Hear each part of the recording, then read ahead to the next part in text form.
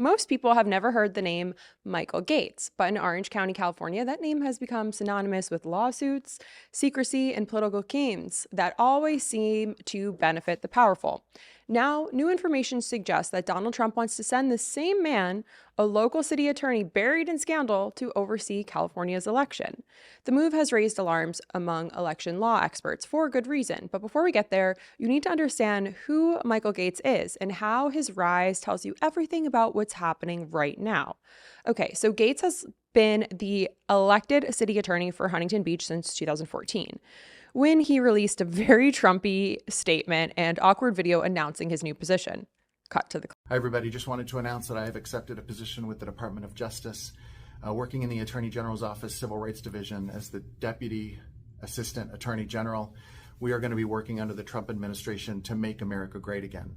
So it's going to be an absolute honor and an absolute privilege to serve this country in this way at this time. It's just an opportunity of a lifetime. Huntington Beach is going to be in good hands. They're going to continue the fights against Newsom in the state of California. They're going to continue to set an example to bring common sense governance back to California.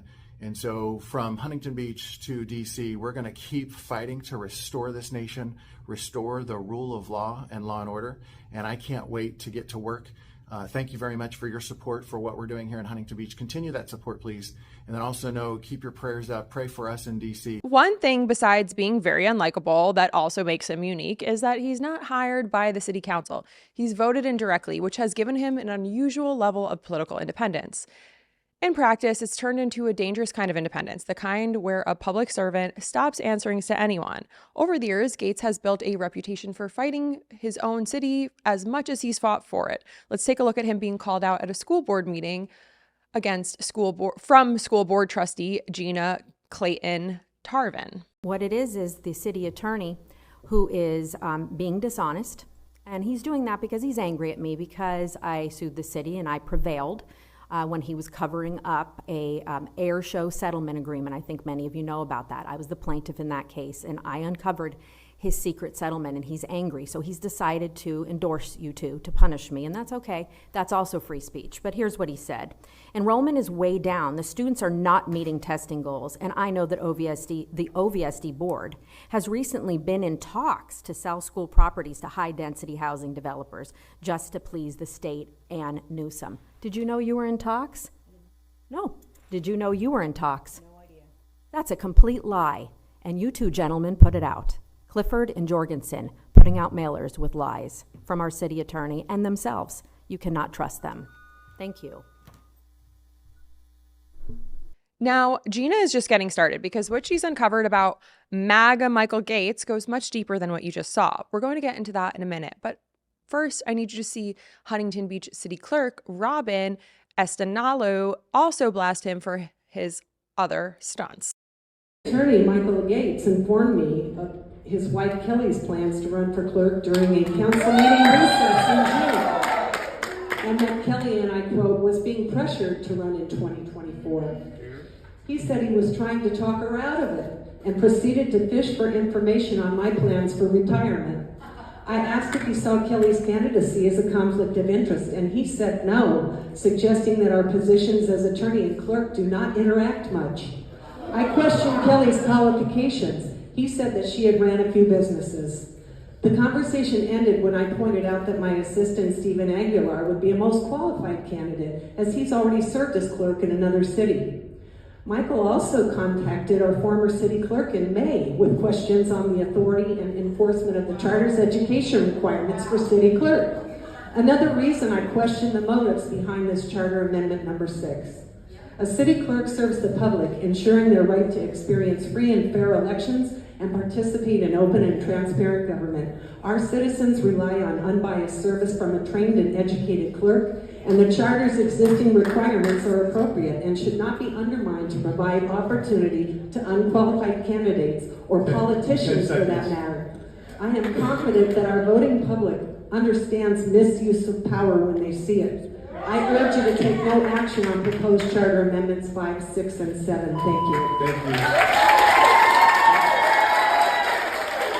she blasts him for the proposed charter amendments, specifically those regarding the city clerk position, which she says could clear the way for City Attorney Michael Gates' wife to run for city clerk. He is basically using his official position to change the rules in a way that personally advantages him and his spouse by removing barriers or qualifications in said charter. Specifically, again, so his wife could run, essentially tailoring the rules to benefit one person, himself, really. It's no wonder Trump loves him so much. And that's not even the tip of the iceberg, because what he's been accused of, discriminating against older and disabled attorneys in his own office, that case ended in a $2.5 million settlement, money paid by Huntington Beach taxpayers. Then came a far bigger scandal, the Pacific Air Show settlement.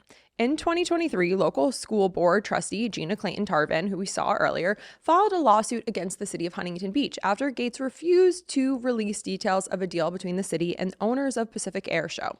The settlement, which city officials claimed was worth $5 million, turned out to be a $40 million giveaway that included cash, concessions, and decades of exclusive control over the air show. That's right, 40 years of control handed to a private company that had donated heavily to Gates and his political allies. When the truth finally came out, a judge ordered the city to pay over $180,000 in legal fees, on top of the massive financial damage already done. Clayton Tarvin put it bluntly, once again, Michael Gates has played the Pied Piper, leading the city into wasting hundreds of thousands of unnecessary legal fees. The scandal didn't stop him. Gates went on social media, attacked his critics, mocked a colleague's divorce, and accused city council members who questioned him of being politically motivated. He even hosted fundraisers for Republican candidates from his own home while holding a taxpayer-funded position. Meanwhile, Gates kept losing in court. His office was found to have wrongfully withheld public records, mishandled settlements, and wasted city resources on legal battles that went nowhere. To some people in Huntington Beach, Gates is a cautionary tale about what happens when politics creeps into every corner of local government. But to Donald Trump, he's exactly the kind of loyalist he values most. Someone who's willing to bend the rules, attack his opponents, and call it fighting for integrity.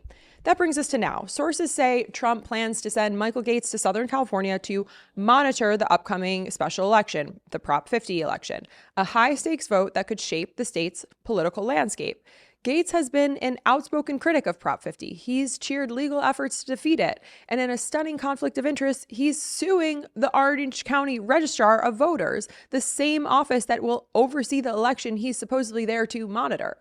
Election law experts have already warned that this crosses a bright red line. You don't send a partisan with active litigation against election officials to stand over their shoulder on election day. It undermines public confidence, it pressures local workers, and it sends a message that the powerful those people are more important than being fair.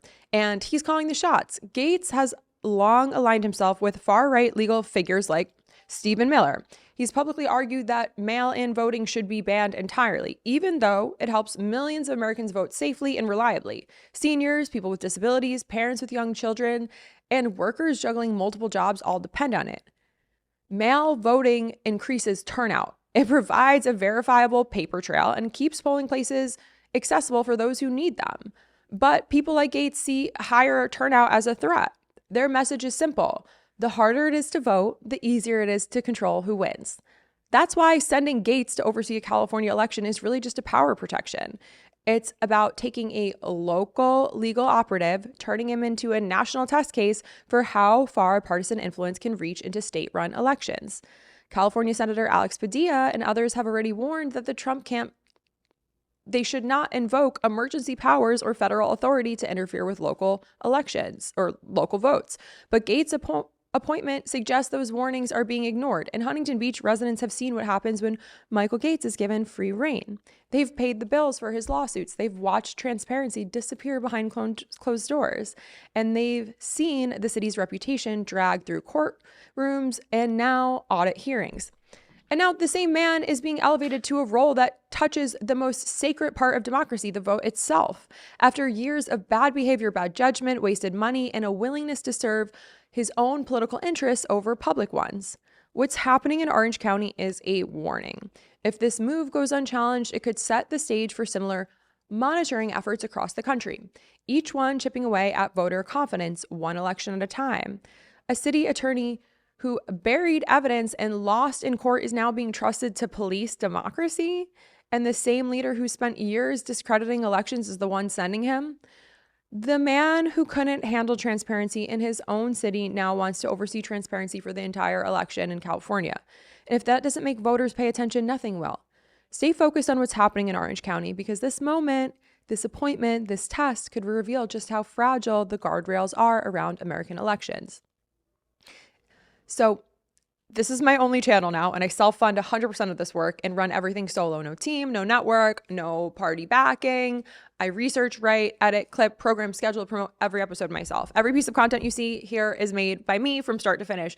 And your subscription or your support sharing this video directly keeps this work alive. We need more pro-democracy voices to counter the endless misinformation and propaganda coming from the right. I cannot grow this work without you. So if you value straight to camera reporting, fact-checked analysis, and unfiltered coverage and reaction, subscribe, share this with a friend, post it on Facebook, and help this message reach more people. Thank you.